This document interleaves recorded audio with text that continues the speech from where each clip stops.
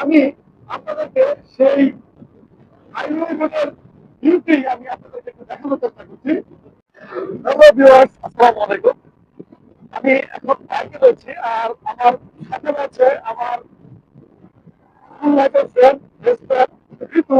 আমি কাজেই ও বাইক চালাচ্ছে, আমরা এখন জয়পুর হাইওয়ে রোডে রয়েছি। এই জন্য আমি দেখাচ্ছি এখন আপনাদেরকে সেই আমার বিখ্যাত বন্ধুটিকে দেখাচ্ছি। সে অলরেডি খ্যাতি অর্জন করেছে এই বাইক চালিয়ে। আমরা এর আগে বাংলাদেশ গিয়েছি, মাঝে মধ্যে আমরা ট্যুর দেই।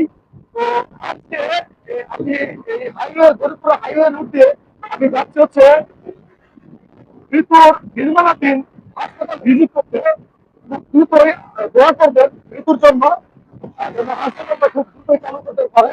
আমরা এই হরিপুরা হাইওয়ে রোড দিয়ে যাওয়ার পথে আমি আপনাদেরকে এই হাইওয়ে রোডের যে বিউটি আছে সেই বিউটি আমি আপনাদেরকে একটু দেখানোর চেষ্টা করছি।